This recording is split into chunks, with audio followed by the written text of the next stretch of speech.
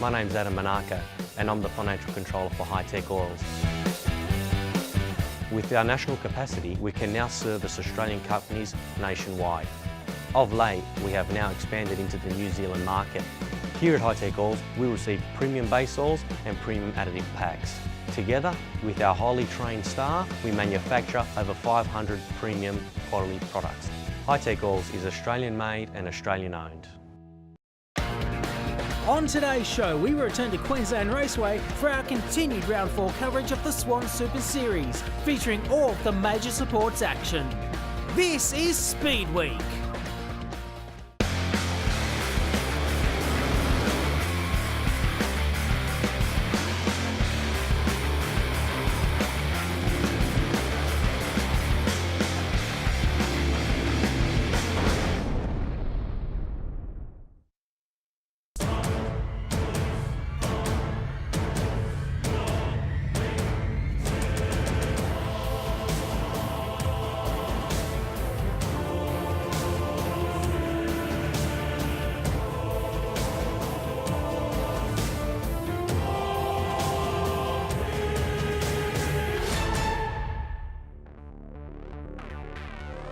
Welcome once again to Queensland Raceway for this, the fourth round of the Swann Super Series. My name is Lance Robertson and we have some excellent racing already from both the Superbike and Supersport classes. But now it's time for our support categories to show their wares around the paperclip. First up is the Shock Treatment 400 Supersports. As we take a quick look at the points after round 3, KTM's Max Crocker continues to dominate ahead of his nearest rivals, Yamaha's Hunter Ford and Kawasaki's Yanni Shaw, who are equal in second place. Keogh Watson and Dan Thomas round out the top 5. Riders are now on the track for the first of the 3 races scheduled for today, and the major question that many competitors are asking themselves is, can Max Crocker be beaten? We're about to find out as we take a look at the grid. The front row has Hunter Ford, Max Crocker, Yanni Shaw and Billy Van Erd sharing the duties, whilst Dan Thomas, Jared Brook, Boyd Hocking and Seth Crump occupy row 2. The third row sees Laura Brown on the inside of Matthew Beauchelle, Keogh Watson and Ryan Sellen, whilst on row 4 it's occupied by Steve Price, Mitchell Kuhn, Andrew Edzer and Matthew Cartellone. Hunter Ford has been getting some good starts lately, but so too the determination of Yanni Shaw. Gets plenty of air under the front wheel there of the 20 of the 333 Kawasaki BC Performance Kawasaki entry, but it is the 41 of Max Crocker that resumes condition normal and leads the race.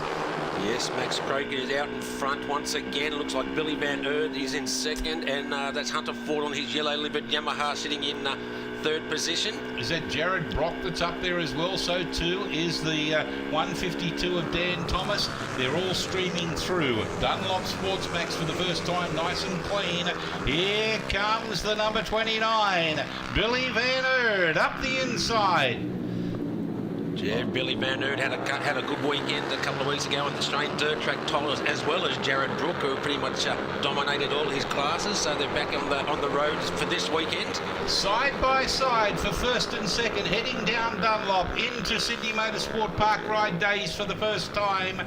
Billy Van Erd being relegated back to second place by Max Crocker. Crocker on the 41 heads out of turn 5 for the rundown bikebiz.com.au. A commanding lead by standards in the 400s, but here comes Billy Van Erd, momentarily up around the outside. Hunter Ford sitting back in third watching. Yeah, that's Brock is sitting there, Brook is sitting there as well. Dan Thomas on his Yamaha. Matthew Beauchelle there on 73, getting all untwisted, I guess you could say. Yes, but Max Crocker out front. Billy Van Erd still sitting in second spot through Matria's dampers. Hunter Ford sitting, waiting for these two riders to make any mistake they can so he can take advantage. But once again, the KTM seem to be a bit faster at top end, but the corner speed of Hunter Ford. Oh! Hunter Ford asserting his authority, almost smacking into the side of Billy Van Erd. Van Erd, look at that KTM. Up the inside now of Max Crocker. Again into first place. Here comes Hunter Ford trying to get around the outside. on board machine number 20. A little bit further behind them, we have Brooke and Yanni Shaw battling it out for 4th and 5th. Yeah, we saw K.A. Watson there's having a better race, but here they go once again, a drag race down into Sydney Motorsport Park Ride Days. It is Billy Van Erd once again. We did see these two on the podium in every race yesterday in round 3, and it is the tall and the short of it, isn't it there, Lance? It certainly is, as Van Erd leads them out of turn 5 for the run down. Bikebiz.com.au back straight. Not for long though. Here comes the 41 of Max Croker up the inside, a la Valentino Rossi style. Right leg out, balancing the bike, getting good drive. Here comes Hunter Ford up the inside of Van Erd as he negotiates the beginning part of the Swann Insurance main straights. Side by side, heading down towards turn 1, Matrice Dampers. Yeah, but great corner speed by Hunter Ford and under brakes, but Billy Van Erd once again using the power of that KTM. They get in front as they come through Dunlop Sports Max. Look at young Van Erd there, lining him up, trying to get the drive. He knows how important it is. Slipstreams momentarily, side by side. Here comes Hunter Ford on the Yamaha. He'll go to the extreme outside. On the inside, it is Van Erd. Sandwiched between them is the 41 of Max Crocker. Hunter Ford up the inside to take first place. He's so much better than the KTM under brakes there and through the corner speed. Billy Van Erd and Crocker have no answer in that part of the circuit. Here comes Van Erd once again, as well as Crocker on their 390 single cylinders. Look at the torque difference between these bikes. Goodness gracious me. The R3 Yamaha against the RC 390 of the KTMs. Yes, we didn't see that. Oh, Van Erd out of the saddle there, lost his right leg. Sorry, Tim. Thought he was going to come unstuck and bring his KTM rider down with him. Here comes Hunter Ford. I bet he's going to have a big look up the inside here. Can he do it? He's going to get up the inside of Van Erd. Van Erd's getting his composure back after having that little mishap coming through onto bikebiz.com.au straight. It is going to be a slipstreaming effort by Hunter Ford. Can he get that little Yamaha anywhere closer to that 41 machine of Crocker? Well, on the penultimate lap, it's Crocker, Ford, Van Erd. A little bit further back, Yanni Shaw and Jared Brooke having their own battle royale for the minor placings. At the moment, though, it is Max Crocker that's out in front on the KTM Australia Nolan Bridgestone RC 390. Hunter Ford even tucks his arm in underneath the cowling there, or the front screen of the bike. And here comes the young pint-sized pocket rocket up the inside. Goes Billy Van Erd. And look at this, 3 wide almost going through the turn 3. iPone oils. It looks like Hunter Ford is going to come out. Oh, did they touch there? Looks like Crocker and Hunter Ford had a touch there, but Van Erd once again. Goodness me, the superior torque of that KTM certainly personifies what goes on at the front of the pack. It's going to be interesting coming into this section of the circuit in 1 lap time. They are on their second last lap at the moment. And the 2 KTMs seem to have broken the back there of the Yamaha. Yeah, Hunter Ford lost a bit of ground there, but nothing separating the 2 front runners. Here comes Crocker up the inside once again of Van Erd. Hunter Ford closing down on those 2 orange machines out in front.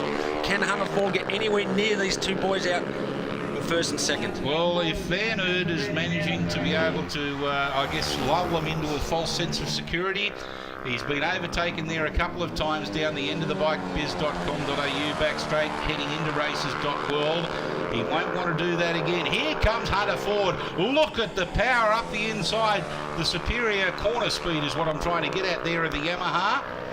But he'll lose out in the overall horsepower stakes down this back straight. Yes, a big move there by Hunter Ford. We haven't seen too many overtaken manoeuvres there, but he hasn't lost that much here, Lance. This could be his move, but here comes Van Erd up inside, out the outside. Here comes Ford. Ford on his Yamaha takes over first spot with half a lap to go. Can he get that little gap out in front that he needs? I don't think he will be able to as they run down Dunlop heading into Sydney Motorsport Park Ride Days for the last time. They're going to make a liar out of me. I like to see that. Here they are, side by side, 3 deep, 3 wide going in to turn 4 and 5. Hunter Ford, he's not going to give up the challenge around the outside. Looks like the real loser out of that was the number 29 of Billy Van Erd. It's all Max Crocker in front at the moment, coming up onto a slower rider. Oh, Croker out in front. It looks like he might have this one, Lance, but Hunter Ford's going to try everything because he's been very good around Races World. Oh, a bit of a slide by Ford. That could have lost him a bit of drive there, but he's going to stay in the second spot. Oh, here comes Van Erd, but no, Ford maintains second spot. Max Croker victorious only marginally ahead of Hunter Ford and the hard-charging Billy Van Erd. Jared Brook on a KTM, the first of the Kawasaki's, belonged to Yanni Shaw in P5. Boyd Hocking, Keogh Watson. First of the ladies, Laura Brown on her Kawasaki Ninja in P8. Ryan Sellen in 9th and 10th to Seth Crump. The boys are definitely riding a lot better as well. But yeah, just struggled to break away in that one, but I reckon we'll be able to come back in the next one. So Max Crocker continues his impressive run of wins in race 1, but could it continue in race 2? Here are the highlights from that race. The KTM rider once again got a lightning start to lead into Matrice Dampers turn 1, but it wasn't long before Billy Van Erd and Hunter Ford threw down an immediate challenge a few corners later as Van Erd took the lead at Ipone Oils. Croker, however, was having none of it. He returned fire on the 14-year-old young gun and retook the lead at Sydney Motorsport Ride Days and quickly bolted away into a commanding lead. As the race developed, there were key battles developing. Keogh Watson and Seth Crump, for example, battled away for 7th and 8th place, with Watson eventually prevailing in the race-long contest. Whilst further up the field, Boyd Hocking and Yanni Shaw swapped positions all race long in their fight for 4th and 5th. Crocker would not be challenged for the lead and would have enough of a gap ahead of Ford and Van Erd to race towards his 10th win of the season. The battle for second went down to the wire, with Van Erd pipping Ford by only 0.06 seconds for second place. And with that, we bring you the grid for race 3. The front row consists of the 2 KTMs of Crocker and Van Erd, alongside the 2 Yamahas of Ford and Hocking. Row 2 sees Yanni Shaw, Jared Brook, Keogh Watson and Seth Crump. The third row is an all-Kawasaki affair, featuring Laura Brown, Andrew Edzer, Ryan Sellen and Matthew Beauchamp, with Mitchell Kuhn, Robert Penman, Matthew Cartellone and Julie Klinker lining up on the 4th row. In the starter's hands, 7 laps away from finding out whether it is going to be an absolutely dominant affair by Max Croker, who gets a sterling start. Yeah, another great start by Max Croker, but he doesn't have it all his own way there with Billy Van Erd right behind him and Hunter Ford once again. The top 3 we've seen dominate this whole class all weekend. Yeah, it sounds like there's an echo in the crowd, doesn't it, with the 3 of them like that? But it is Max Croker that leads the early stages on the exit of turn 2, right out over the ripple strip, using up all of the black stuff and some of the concrete. On the verge was Max Croker. Yeah, good start by Hocking there, as well as Keogh Watson's right up there. Ah, but look at this. Billy Van Erd up the inside of Croker down the end of bikehaggle.com.au, and Hunter Ford tucking in there right behind them, ready to pounce. Everybody streaming through safely. Here he does seem to get the top speed, doesn't he, Billy Van Erd? And look at that, Hunter Ford's got the better of Croker as well. So Croker's gone from 1st to 3rd in one turn. Out into Sydney Motorsport Park Ride Days. It is the 29 of the cheeky pint-sized pocket rocket himself, Billy Van Erd. Yeah, to see the lean angle that Billy's getting through the turns, but he's so small he can't get his knee on the deck. Crocker up the inside of Hunter Ford, forcing him wide. Hunter Ford will not like that. That's the sort of move that Hunter Ford likes to put on riders. Yeah, that's right, especially through the tight corners there. But Hunter Ford's shown his corner speed all weekend, but it's still Billy Van Erd. But here comes Croker. He's having a look up the inside. No, he can't do it. Well, Billy Van Erd, as you heard in at the interviews of race 2, was determined to make sure he finishes strongly this weekend. Yes, he's riding very well, the youngster there on number 29, the KTM 390. He's really come to grips with that machine. But look at the 3 riders now, nothing separating all 3 of them. Can Hunter Ford use that slipstream at the end of bikehaggle.com.au? He was momentarily forced wide there by Billy Van Erd, who runs out of brakes going down the end of Bike Haggle. Oh, that's no good. There's a rider off on the side. Yeah, that's Crump there, Lance. Yeah, Seth Crump, unfortunately. So we get a replay here now of what happened. As you can see, Crump just going on there a little bit too far, running out of room, and just decided to dump it rather than hit it. Yes, and wasn't too happy. It didn't even fall off, did he?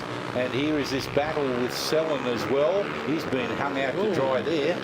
My goodness me. Oh, he's come back with a vengeance on the inside. My goodness, the intensity of the battles throughout doesn't wane, does it? It doesn't matter how far down through the pack you are. That was Edsa getting two positions coming onto the main straight there. That's Laura Brown just behind them. Looks like Julie Klink is having a good battle there with the further down the grid there with the yellow and black leathers. Yeah, Julie Klinker doing a good job to hold off the efforts there. I think you'll find of Kuhn and Dad. Mick Johnson not that far behind either. He's just behind. He's the fourth rider in this group there, so Klink is having a good ride there. But here comes this battle here at... 3 wide! Who's that up the inside? Who's got that advantage? And it looks like it is that Laura Brown? That's Laura Brown that's got the better of them. She was the fourth rider in this group. Now she's in front of those 3 riders, so she'd be sitting now in, in 7th or 8th position. Yeah, she finished 9th in the last race on the Warwick Nolan Dragon Mopal Kawasaki Ninja 300. She wants to finish a little bit higher up there, and she wants to shake the challenges of these riders behind her. With a bit of clear track now, you can see the concentration there. The body language just tells you she's concentrating a little bit more, doesn't it? Oh, look at Watson round the outside of Laura Brown. He tries a very bold manoeuvre. Can't quite use the pace of that machine, but look, is that Hunter Ford has got the better now of Croker. So Hunter Ford's taken that lead as they come. Where are they coming down? Out of Dunlop. Out of Dunlop, yes, the last lap board is out. Yeah, this is the final lap, and the rundown bikehaggle.com.au, but the superior horsepower and torque of the KTM as opposed to the Yamaha sees Hunter Ford relegated back to second again. All that hard work for naught. Yes, so he's only got a couple of corners to make any more moves, but it looks like Craig is going to get this one as well. He's ridden a perfect weekend on that 390 RC, 390 KTM machine, but look at that gap. They've been pulling that gap out all weekend. But look at this race. Keogh Watson's got the better of Laura Brown. Here come Ed Sutt, Ryan Sellens there as well. And it's at Bosel in the 300 Ninja, the green one. Oh, Laura Brown tried to go around the outside. Keogh Watson balked him a little bit. Edson got up the inside. Now it's Keogh Watson. He gets the KTM RC 390 power down to the ground. Laura Watson, the third of these. Ryan Sellen, the fourth of them right behind. It's a great battle for the minor placings, but here come the across the finish line. So it's Max Crocker. Perfect weekend for Max. Max Crocker, Hunter Ford, Billy Van Erd, Jared Brook, followed by Yanni Shaw, Boyd Hocking. Probably the battle of the race was Keogh Watson, Andrew Edser, Laura Brown and Ryan Sellen, and that's the way they finished from 7th through to 10th. The boys were riding really well. My KTM was working very well. As the track temp dropped off a little bit, it was a little bit harder to keep the consistent pace, but it was a good race.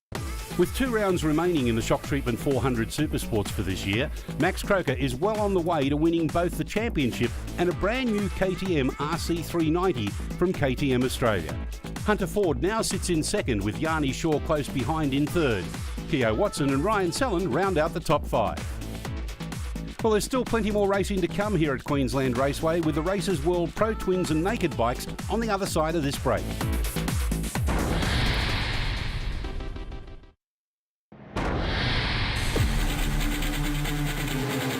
Bikebiz.com.au are a fantastic partner of our Swann Super Series, and I'm here with Don Nicholas.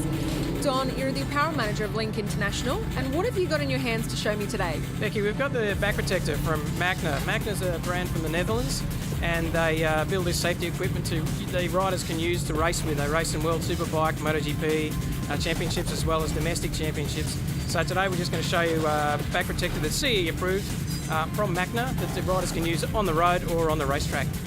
So take us through it. What are some of the safety features that riders benefit from? Yeah, so this jacket's, this back protector CE approved. It's so the material is tested and approved for racing purposes and also for road use as well. It's adjustable. It's got a couple of different sizes as well for different type of riders. So small, medium, large, extra large, depending on the rider. It's got a kidney belt and shoulder straps as well, so you can adjust it, make it really, really safe, and sits well on your back because they're pre-curved as well. So yeah, great product. As we say, CE approved. From a safety point of view for your riding, a real addition that you should use when you're riding.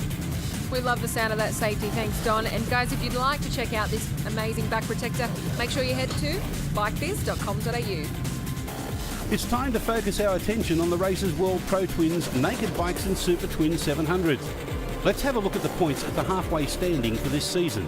And it's still Heath Griffin aboard his 11.99 Ducati that leads the way on 207 points. 34 clear of the evergreen Adrian Pierpoint. Ben O'Connor, Grant Barrett-Thompson and Brendan Watson complete the top 5. As you can see, riders are on the track warming up their tyres and machines in preparation for the first of 3 races here at Queensland Raceway, and here's how they line up. The front row consists of Ryan Yanko, Heath Griffin, Adrian Pierpoint and Con Kokoris. Whilst on the next row, we have Ben O'Connor, Brendan Watson and Adam Hend alongside Aaron Breesy. Row 3 is occupied by Grant Barrett-Thompson, Alex Mahajevic, Peter Stamolis and Brian Bolster. And the 4th row consists of Ben De Bitter, Richard Draper, Ian Godwin and Kevin Corcoran. Here we are set for the Races World Pro Twins Naked Bike race number 1 at Queensland Raceway, round 4 of the Swann Super Series. Who is it that gets the best of the start? Everybody streams off the start line with no dramas. It looks like Ryan Yanko will sweep across in front of them through Matrice Dampers and lead them for the first of 8 laps. Yeah, but look at Ben O'Connor there, lands on the little 675 Triumph, got a blinder of a start, sitting in 2nd spot as they go through Dunlop Sports Max for the first time. And there's plenty of air between him and 3rd placing at the moment, as well as they all stream through Dunlop Sportsmax and get the drive down bikehaggle.com.au back straight for the first time. Enter iPone Oils, the slowest right-hander on the circuit. Yeah, Con Kokoris got Ben O'Connor ever so slightly then, but Ben right up the inside as they go through iPone Oils, and Adrian Pierpoint, not the start he would have liked, Lance. No, he's a little bit further back than he would have liked. Brendan Watson also a little bit further back as they stream down the Dunlop Straight, heading towards the 2 left-handers for Sydney Motorsport Park Ride Days turns 4 and 5. And look at the lead that Yanko has brought out already. Yeah, that lead is quite considerable after half a lap completed. Ben O'Connor riding fantastic on that smaller 675 Triumph. Be very interesting this part of the circuit, Lance, to see what lines the riders take. Well, everybody seems to be avoiding the dusted off areas for some reason. They're fairly heavy there. You can see some getting a very wide entrance and tightening up on the exit. Plenty of enthusiasm on the pit wall as they come down the Swann Insurance Main Straight to complete lap number 1 of 8. Aaron Breesy there on the Breesy Racing controls Aprilia RSV4 number 58.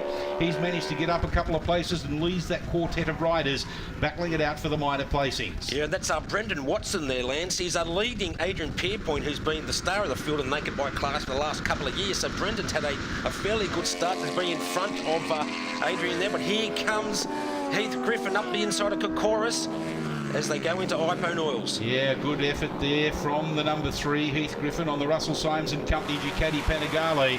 And he's got the legs as he goes down Dunlop, heading in towards Sydney Motorsport Park Ride Days. This is the battle for 3rd and 4th place as Ryan Yanko, he's a good 3 seconds ahead of the rest of the field, with Ben O'Connor another 1.2 seconds ahead of this battle for 3rd and 4th. Yeah, coming into this round number 4 of the Swann Super Series Pro Twins, that Heath Griffin has got a 211 points over Grant Barrett-Thompson 166, so Heath's got quite a good lead at the moment. But here comes Adrian Pierpoint, Brendan Watson, is that Breesy as well? Pierpoint almost lost the front end there through that dusted off area. So too did, who was that, Watson? No, that was Hend on his smaller 675 Triumph as well. Yeah, both of them getting very loose there on the entrance and then throughout the apex and exit as well. But here comes Adrian Pierpoint up onto the back of Aaron Brees as they head down through Matrice Dampers for the 3rd time. Yeah, great battle here for the minor placings. A couple of the Pro Twins. We've got an F1 with a couple of naked bikes and the F2 machine of Hend on the 675 Triumph. They're very fast for the smaller capacities, aren't they? They certainly are, but here comes the Aprilia Tuono of Adrian Pierpoint. Whatever it was that was slowing him up in the early stages, he's picked up the pace now. He's now up into, I think you'll find that's 4th place. Here he's definitely moved up into closer to the top 5. A big look behind him there. Has he got a problem there, Lance? Well, I don't know. Yeah. That's sort of I'm speculating because he's much quicker than this normally. He must have had a mechanical drama. Either that or he's had an altercation with one of the riders and he's really peed off. It's highly unlike him to be able to be gesticulating and doing things on the circuit. he normally lets his words do the talking afterwards, doesn't he? Yes, he sure does. But Ryan Yanko now 4.02 second lead. He's done a 1:15.4. The next closest rider is a 1:16.8 by Heath Griffin. Well, we're concentrating on this pack at the moment that is coming down the Swann Insurance Main Straight. Yes, he's definitely got a mechanical drama, has Adrian Pierpoint. He's going too slow there. The fastest lap by Ryan Yanko, a 1:15.4450. Not a bad effort, and that was on his last completed lap, our race leader. Yeah, you see the way that Brendan Watson just overtook Adrian Pierpoint. There's no way that FZ1 machine is quicker than his Tuono, so definitely an issue there for Adrian Pierpoint there, looking to get some decent points. But here comes Heath Griffin now, using the power of that bigger 1200cc machine to get around Ben O'Connor, but we know how good he is in the tighter parts of the circuit. Look at the difference in the riding styles and the racing lines is there. The bigger bike taking a wider and more swooping line, whereas the more agile, lighter package up the inside. Yes, and he's still not giving up, is he, Ben O'Connor? Having a great ride there. Heath Griffin now with getting some good points. He's showing a bit more form than he showed yesterday. Wasn't quite on the pace that we saw in rounds 1 and 2 from the Russell Symes rider. This is the first time we've seen Ryan Yanko in the Swann Super Series Pro Twins class this year. So he's only been, this is his 4th race there, Lance, and he's won 3 of them. Not a bad effort, not too shabby at all. Heading down Dunlop in towards the left-handers, Sydney Motorsport Park Ride Days. Almost doing a Swedish flick there, kicking the back of the bike to the left to set it up to go through, sliding backwards through the right. He's just having fun now, isn't he, out there with a commanding 13-second lead. A dominant victory for the first race of the day. I'm sure he'll have a smile on his face wider than a split watermelon as he comes down through the final turn. Races.world for the final time. Tip your hats to him, folks. He's done a fantastic job. From green light to checkered flag, it's all about Ryan Yanko. Dominant victory there by the Ducati rider. Ben O'Connor's there as well. Looks like he's going to get 3rd place on the road. Conquer Chorus trying to get around the outside. Can't quite do it. Just got past one of the Super Twin 700 machines, did Con. Yeah, looking at that, Heath Griffin, he dropped off the pace a little bit. 14.6 seconds was the victory from Ryan Yanko. Griffin in 2nd, O'Connor 3rd. Kokoris just comes across the line now, followed through by Adrian Pierpoint, Brendan Watson, Aaron Breesy, I beg your pardon, Adam Hend. Then we go to Mahajevic, Barrett Thompson. I thought these guys would be right up my clack up, so I didn't look back at all and just head down, bum up, and concentrated on finishing the race. There's still more racing to come on the other side of this break, with the Racers World Pro Twins and Naked Bikes coming your way soon.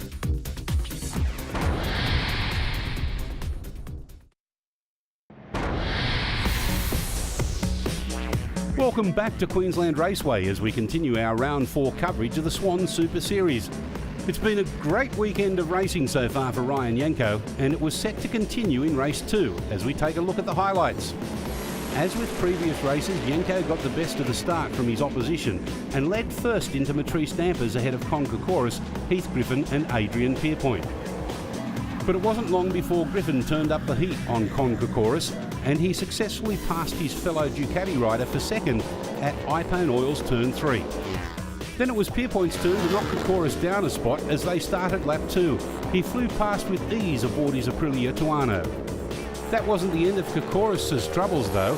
He would slip further down the field as the race wore on, but managed to claw back some positions to finish a creditable 4th. Meanwhile, there was an enjoyable race-long tussle between Ben O'Connor aboard his Triumph and the Yamaha FZ1 of Brendan Watson. Both riders fought it out competitively while showing tremendous respect for each other's abilities. But no one could stop Yanko's relentless charge to victory. He took out the 2nd race of the day in commanding fashion, 2.2 seconds ahead and clear of Heath Griffin in 2nd, with Adrian Pierpoint in 3rd place.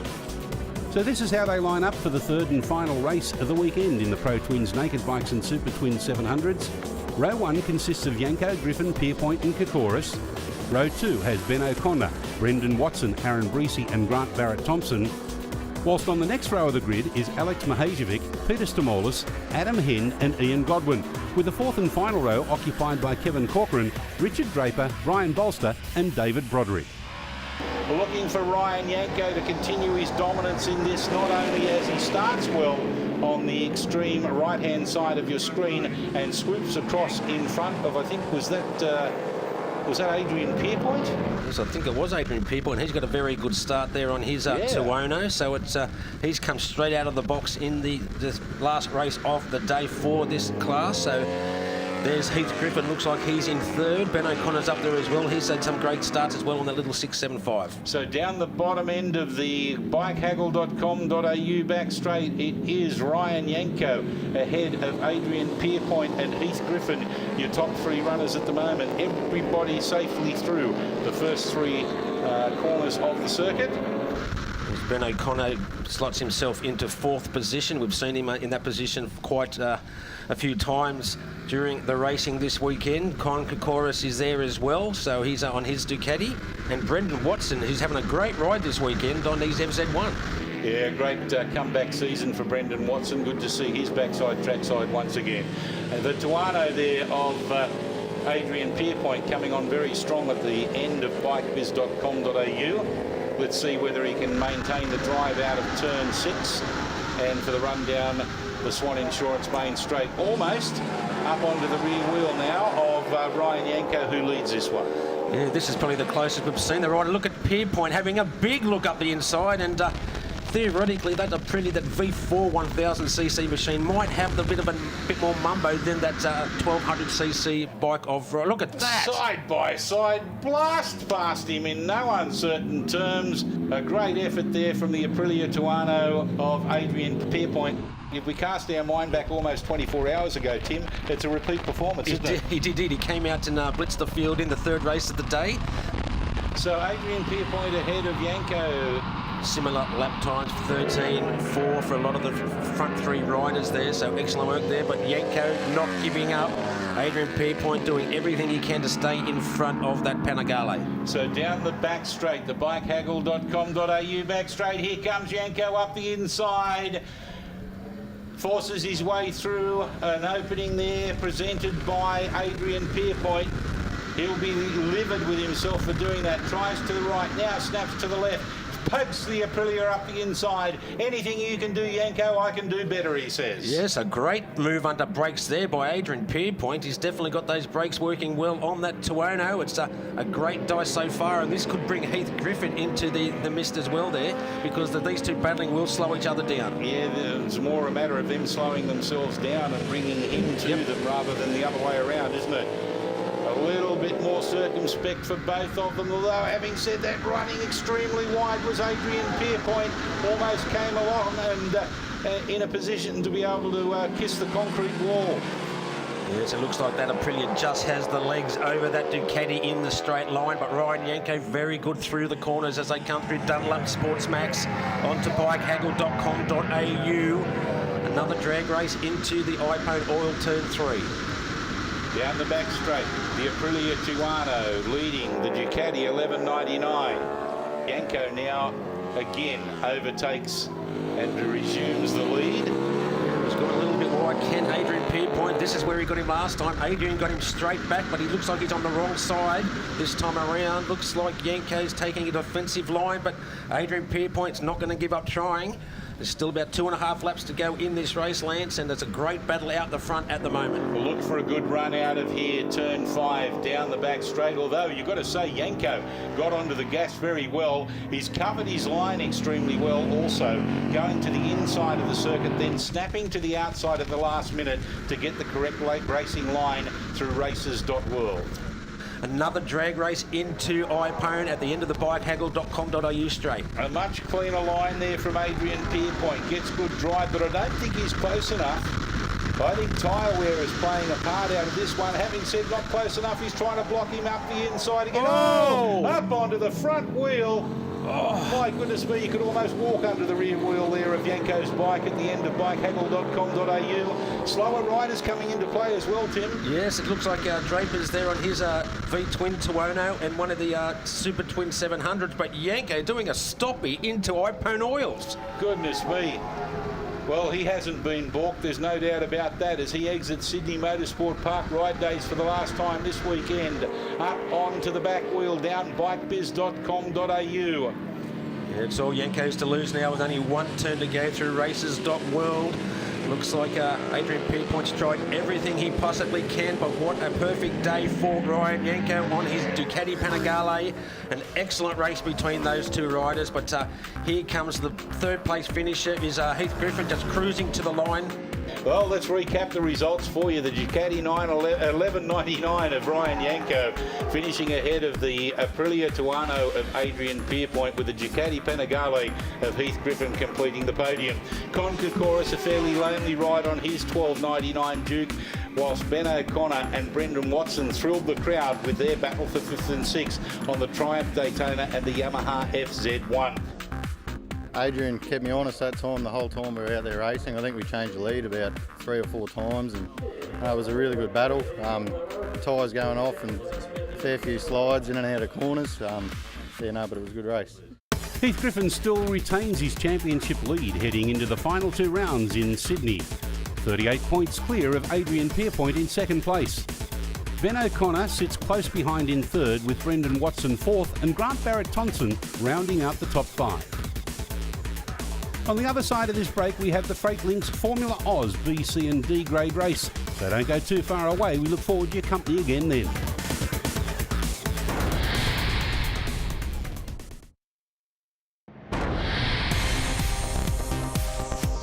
Welcome back to Queensland Raceway as we continue our Round 4 coverage of the Swann Super Series. The next category coming your way is the Freight Links Formula Oz class for B, C and D grade riders. Let's have a look at the points after 3 rounds of racing. In the Formula Oz B grade class, it is Brett Kitchen aboard his accountable IT BMW that leads the standings, 22 clear of Carlos Rendon in second, with Dane Purcell in third position aboard his Yamaha. The Kawasaki of Mark Nassifs is sitting atop the Formula Oz C grade standings by 42 points, ahead of Jean-Gabriel Lane, who has withdrawn unfortunately from today's activities due to mechanical issues. And Will Stewart continues to lead Formula Oz D grade, ahead of Shane Ryan in second and Aaron Smith in third. We pick up our action with race 2, but before we do, here are the highlights from the opening race of the day. As the lights went out, Andrew Thompson aboard his BMW got the early jump on his opposition, but it was Tom Taparis who threw the cat amongst the pigeons and catapulted into the lead, approaching Matrice Dampers turn 1. Taparis' lead was short-lived though, as Dean Hasler rounded him up to take the lead at Ipone Oils. Thompson meanwhile lost his early advantage from the start and dropped down to 4th, but the BMW rider would regain his composure and charge back up to 3rd by the end of lap 1, and then passing Taparis on lap 2 to claim 2nd. As Thompson and Hasler battled for the race lead, Brett Kitchen would push Tom Taparis 1 more spot back and make it a BMW 1-2-3 at the half-race distance. It was at this point in the race that Thompson pounced on Hasler and squeezed past him at Ipone Oils to take the lead. That was until he went too wide and allowed Hasler to switch back on him. Thompson would eventually succeed at Matrice Dampers the very next lap and would race off to win the opening race of round 4 from Hasler and Kitchen. So this is how they will line up for race 2. The front row consists of Thompson, Hasler, Kitchen and Taparis, with Dane Purcell, Paul Curran, Harry Boyajian and Carlos Rendon filling out the second row. Row 3 sees Josh Kavanagh, Mark Nassif, Mark Wolford and Will Stewart, with Shane Ryan and Di Jones completing the field aboard their Yamahas. In the starter's hands, 7 laps away from finding out. Oh, a bit of a manoeuvre there for the 217. That will cost him undoubtedly, I'm sure, Tim. It is a judge of fact and a 13-second time penalty for jumping the start. Yes, I think it's 15-second there, Lance, jumping the start. Oh, sorry, you're right, 15 seconds. But if you're going to jump the start, make it a good one. Well, yeah, I mean, if I was in his shoes, I would have just kept going. Flat out, absolutely flat out, like a missile. So he will undoubtedly, I'm sure, I'm only speculating here, but I'm pretty sure it was obvious that he jumped the start. We're talking about the 217 of Dean Hasler. He's in second place on the track, but he will undoubtedly receive a 15-second penalty. We will wait for official confirmation of that, but it's all Thompson out in front again at the moment. Yes, I think you can see by the shake of his head that he's given himself up there, Lance, but at the moment on the road, road. He's still sitting in second spot. Kitchen's got the better of Taparis. So Brett Kitchen having a much better start this time around. So let's see how Brett can go when he has enough to fight all his way through the field. Yeah, Brett right up onto the tail now of Haslam as he goes down. Hasler as he goes down the bikebiz.com.au straight. Tries to get up the inside. He's under a bit of a threat now as well. Himself for third place. It's Tom Taparis there on the 600, but you'll find that the BMW will just pull away from Tom. Dane Purcell's behind Taparis sitting in fifth, then Rendon, Biagian, Kavanagh, Curran and Wolford rounding out the top 10. It'll be interesting to see what happens and how Hasler actually takes these medicine in this one. Whether he decides that he'll just back off and preserve the tyres, or whether he'll go gun-ho and try and get out in front and edge out a lead. But 15 seconds is a lot, isn't it? It is. It's a big gap, but then again, you've got to wait for the lights to go out, and they're the rules there that everyone has to abide by, Lance. But still a good ride there. He can show his wares sitting in second spot, and the higher he finishes up, the higher he's going to finish the race. All right, now let's have a look at this replay of the start. You'll find that I'm sure he will jump the start right about near. Yes, he's moved forward. He said, oh no, I've done what I've done. I mean, you can't really walk away from that, can you? Hasler goes wide. Kitchen up the inside of him. Hasler tries to assert his authority on the outside. Can't do it there. A big mistake from Hasler has cost him a place. Yeah, it looks like Tom Taparis was having a big sniff there too to get in front of those bigger BMWs. Couldn't quite do it. Always going to lose out down the long Swann Insurance main straight. But Brett Kitchen now closing right down onto the Thompson out in front. Could be the first time he's been defeated all weekend. Yeah, could well be. Kitchen is a man on a mission. We heard from him with Becky Lamb earlier after the conclusion of race number one, how happy he is with the bike finally and the setup, and really it's down to him as the rider to be able to get the best out of it. And it's fairly standard to this machine, one of the newer machines, and it's got hardly any modifications. Here's a replay now of that overtaking manoeuvre. You can see them coming down bikebiz.com.au. Hasler was forced a little bit wide there by Thompson because Hasler was trying to get cheekily around the outside, somewhere you don't normally overtake in that area of the circuit races.world. Looking back down further through the field, you'll see that was Boyajian on 78, battling it out with Rendon. Curran, I beg your pardon, on the 53. Yeah, a good battle there further down the field for, 7th and 8th. Tom Taparis, look at this, sorry to interrupt you, trying to get up the inside out of the exit. Look at he goes out the inside of Hasler, sorry there, Lance, but he's done it this time as well. He certainly has. His exit out of Dunlop Sportsbacks there really did give him the opportunity of slipstreaming and trying very, very hard. Here's a replay now of the overtaking manoeuvre that we were looking at a little bit earlier of Hasler. Getting way out of shape. He was trying very hard. That's why Tom Taparis got so close to him and really put the pressure on him. Yes, that's a massive moment there by Hasler. Lucky to stay on the machine, trying very hard on that BMW. But it's all Andrew Thompson at the moment. The last lap board will come out as he crosses the line this time. But look at Kitchen now closing right down. This is going to go right down to the wire. The fastest lap has just been put down 1 lap ago by Thompson. A 1:11.918, a 1:12.016 from Kitchen on the last encounter. And the battle all the way through. That's Wolford and Nassif and Ryan having a good battle there as well for the minor placings. That's for 10th, 11th and 12th as they cross the line for their last lap. However, Thompson it's done the best of the job throughout the first sector of this circuit. He's maintained his pace. He was only 0.3 of a second ahead of Kitchen when they crossed the strike line. He's much further in front than that at the moment. But here comes Kitchen down the end of Dunlop, heading into Sydney Motorsport Park ride days. Likewise for third and fourth. Hasler coming back hard on Taparis. Yeah, it looks like Hasler now. He might finish in about, about 9th position with that 15-second penalty if it does come to fruition. But we'll find out soon enough. But here they come down onto the Swann Insurance main straight for the last time. It is definitely going to be Thompson to keep his perfect record of the weekend so far. Taparis, what a great ride to finish third on the road. So here's the official results. It is Thompson, Kitchen, Taparis, Purcell, Rendon, Curran, Boyajian, Hasler, Kavanagh and Wolford rounding out the top 10. It was a change. I led into turn 1, 2 and 3, which is pretty unusual, but Yeah, just kept try to keep a small gap and conserve the rear tyre and just keep in front. This is how they'll line up for the third and final race in the Freightlinks Formula Oz class. Row 1 sees Andrew Thompson, Brett Kitchen, Thomas Taparis and Dane Purcell, with Carlos Rendon, Paul Curran, Harry Boyajian and Dean Hasler occupying the second row. The next row sees Josh Kavanagh and 2 marks in Wolford and Nassif, with Shane Ryan sharing the duties. Will Stewart and Di Jones completing the field on the fourth and final row. In the starter's hands, 7 laps away from finding out, will Brett Kitchen be able to dominate this one over Andrew Thompson, or will Andrew Thompson continue his domination throughout the weekend? Yeah, Andrew Thompson's got a great start once again. Tom Taparis on his 600cc machines there. It looks like Dane Purcell's got a good start. Looks like he could be in 4th spot at the moment. Another good start there by Carlos Rendon. Brett Kitchen, not so good, moving down to 5th position. And then Hasler. Carlos Rendon, sorry to interrupt you there with my but I thought he was going to run off the ripple strip and into the gravel trap.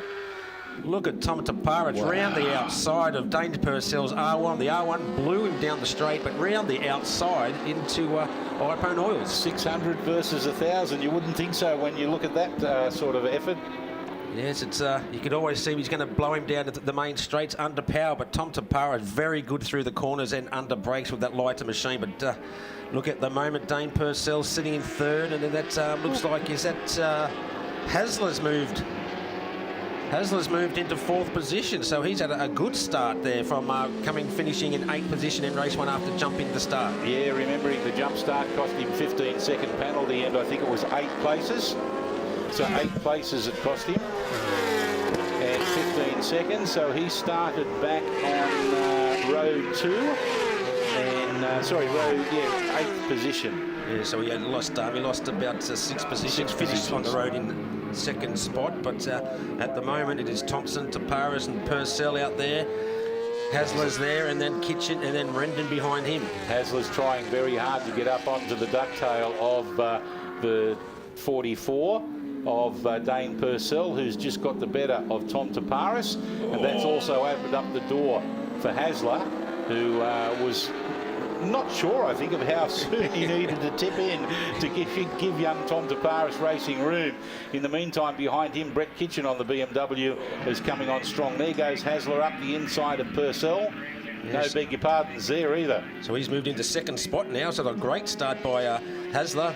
Definitely got the race face on after jumping the start in race number 2. Purcell's trying very hard, but here comes Hasler. Look at Kitchen. Yeah, Kitchen's the one that I was looking at there as Purcell forces his way up the inside of Taparis. That momentarily opened up a very narrow window of opportunity for Brett Kitchen, but that door was closed very quickly, although he's now got the superior horsepower and speed of the 1000cc BMW up against the Kawasaki mounted ZX6R. Gee, Dane Purcell's machine's got some mumbo too. Their Lance, it just went straight past Hasler's BMW, and we've seen the BMW's been very, very fast so far this weekend. But Thompson pulling away. He's going for a perfect weekend in this class of round 3 and 4 today. But Dane Purcell going very well at the moment, keeping those 2 BMWs behind him. Yeah, he is. He's doing a great job, the Yamaha mounted rider. So it's BMW, Yamaha, BMW, pint-sized pocket rocket Kawasaki with another Yamaha rounding up the top 6 with Carlos Rendon. As you can see there, Purcell opened up the window, and he didn't take much of a questioning, did Dean Hasler? Didn't have to ask him twice. No, that's exactly right. Now Purcell comes back though. Yes, a big drag race down bikewiz.com.au, but look at Kitchen, he's having a big look up Purcell as well. So up into 3rd place now, Brett Kitchen. Purcell, I think he was trying to line up for a better line, a better attack on the exit of races.world, and that opened up the opportunity for Kitchen. Yeah, Dane Purcell losing 2 positions in one turn there, so it's the BMWs once again, Lance, 1, 2 and 3. Looks like Hasler's got the bike length too. Let's see what Kitchen can do at the end of the bikehaggle.com.au back straight. Almost side by side there. He just missed the draft. I don't think it's going to be enough He's for up him. the Yes, inside. Oh, well, he backed down at the last minute there. Excrucian, better part of Valor there, Lance, but now he needs to try once again. He's only got pretty much 1 or 2 opportunities now. Look at the power of that machine that Hasler lifting the front wheel down into Sydney Motorsport Park Ride Days. They both balked themselves or each other there coming down the end of bikehaggle.com.au. And that may well have been to the detriment of Kitchen. Yes, this is the last chance for Brett Kitchen. We've seen him try this inside line. Can he try it once again? He's going to try it once again, Lance, and it's worked. It's worked. Who's going to get the power down fast enough down the Swann Insurance Main Straight? Brett Kitchen has worked for him finally on the last corner of the last lap. Confirmation of Andrew Thompson on his BMW, ahead of Britt Kitchen on his BMW. Sorry to sound boring. Dean Hasler, another BMW, giving a three-peat for the podium for the BMW mark. Dane Purcell, Tom Taparis, Paul Curran, Carlos Rendon, Mark Nassif, Mark Wolford and Josh Kavanagh rounding up your top 10. Considering I had the same front tyre all weekend and the same rear tyre all day today, I'm pretty happy. But Brett gave me a bit of a carrot when he said that in the last one, what did you say? I think he said that I had a bit of false security. So that was a bit of a carrot to show them what I can do on old tyres. So yeah, it was good. Well done to Andrew Thompson for making it a clean sweep in the Freight Links Formula Oz, but it's still Brett Kitchen that leads the B-grade standings by 32 points over Carlos Rendon, with Dane Purcell 18 points further adrift. In the Formula Oz C-grade category, Mark Nassif still has a commanding lead aboard his Kawasaki, but look who's catapulted into second with a great performance. Tom Taparis aboard the Cube Racing entry. Jean-Gabriel Lane is relegated to third.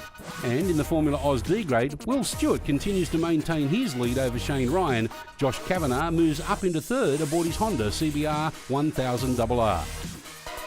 Well, folks, that concludes our coverage of the Swann Super Series here at Queensland Raceway for 2017, where we've witnessed 2 action-packed rounds of racing.